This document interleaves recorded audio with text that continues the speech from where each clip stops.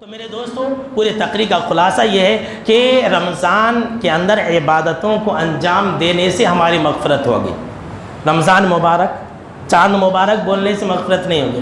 جیسے ہی رمضان کا مہینہ آتا ہے نا، آپ دیکھ لیجئے سوشل میڈیا کے اوپر واٹس ایپ گروپ میں لوگ اتنا میسیج کرتے، مبارک ہو، چاند مبارک ہو، رمضان مبارک ہو۔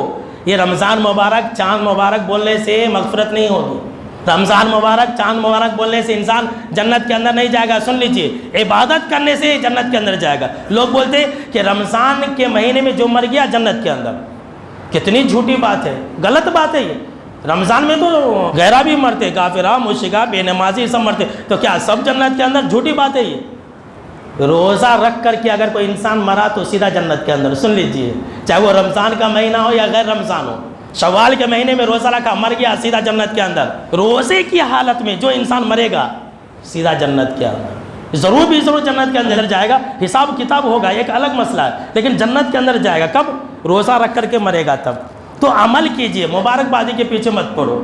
رمضان مبارک، اور وہ ہر روزے کے لیے الگ الگ مبارکبادی دے رہے۔ ایک پوسٹ میں نے دیکھا، اس کے اندر لکھا ہوا تھا کہ جو انسان رمضان کی پہلی مبارکبادی دے گا، خوشخبری دے گا، بشارت دے گا، رمضان کی پہلی بشارت دے گا، وہ سیدھا جنت کے اندر۔ یہ حدیث ہے، بول کے تھا، استغفر اللہ۔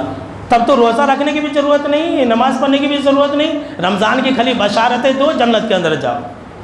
تو یہ سب جھوٹی بات ہے میرے دوست، اس سب کہانیوں کے پیچھے مت پڑو، عبادتوں کو انجام دو، اللہ کو راضی کرو، روزے رکھو۔ تو میرے دوستوں، اللہ کو راضی کریں گے انشاءاللہ۔ تو آج کے خطبہ جمعہ کے اندر بس اتنا ہی۔ اگلے خطبہ جمعہ کے اندر ہم آپ کو یہ بتلائیں گے کہ روزہ رکھنے سے کچھ نقصان نہیں ہوتا ہے، فائدہ ہی ہوگا۔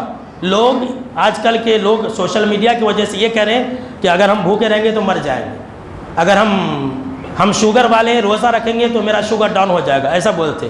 ان تمام سوالوں کا جواب میں سائنس کی روشنی میں اگلے خطبہ جمعہ میں دینے والا ہوں کہ اللہ نے روزہ کو کیوں فرض کیا ہے، کیا اس کے اندر کچھ نقصان ہے یا صرف اور صرف فائدہ ہی ہے۔ روزہ اور میڈیکل سائنس اگلے خطبہ جمعہ کا عنوان ہے۔ تو اللہ رب العالمین ہم کو اور آپ کو رمضان کے مہینے میں زیادہ سے زیادہ عبادتوں کو انجام دینے کی توفیق عطا فرمائے، آمین۔